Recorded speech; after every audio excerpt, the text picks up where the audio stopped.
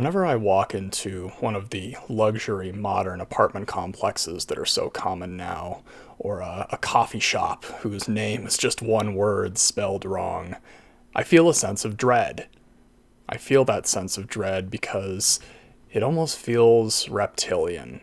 It feels cold, unfeeling, smooth, sterile.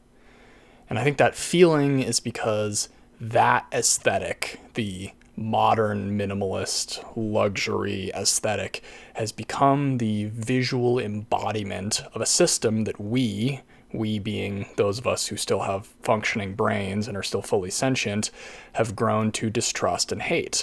A system that is designed to wash away all of the color and texture that make up a human being.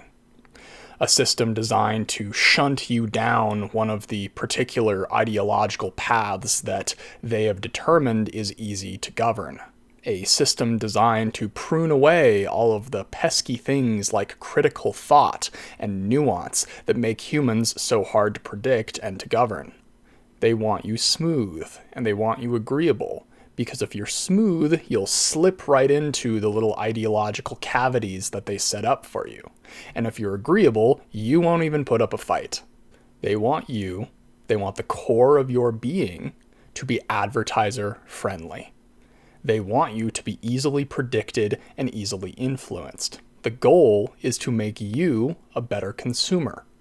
Not just a product, not just of foods, but of ideas, of worldviews. Do you get that? The church had to force everyone into one ideology, an ideology that convinced you that you were being surveilled by this supernatural force at all times, because the church couldn't actually surveil you themselves. The people that they catch, they burn, and the people that they don't catch, they convince them that they will be burned at a later date. As the world became less authoritarian and we moved towards a model of democracy, it became a lot harder to control your populace. The modern person now had a lot more time to think and a lot more information with which to make their decisions, which is obviously very dangerous if you're an authoritarian regime. So instead of one worldview, because it's really hard when people have free access to information to force everyone down a single ideological worldview, you do two. Instead of a funnel, the model becomes a wedge, where you make these really strong issues that divide people onto either side of the spectrum. And then, because they're divided, they spend all of that extra free time and free thought that they would normally have to start considering what you're doing. They instead use that to fight amongst themselves. And so that model carried us through a lot of history. Again, once the church lost a lot of their power and the one worldview system didn't work anymore, we moved to two. And that carried us all the way through up until very recently with the internet. And for a while, I think the internet was actually doing a pretty good job of facilitating things in terms of spreading information, allowing nuanced ideas, and creating discussion. It temporarily reversed some of this progress that's been made by authoritarian institutions for thousands of years. The internet made people much harder to govern up until the advent of the algorithmic content feed and the more authoritarian censorship models that are coming out now.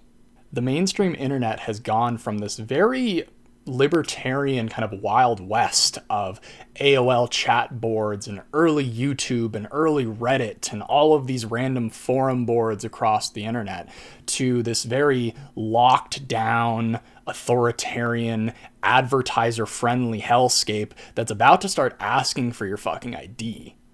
For anyone who's naive enough right now to be saying to yourself, well, they're asking for your ID because we don't want kids watching porn. That's not why they're doing it.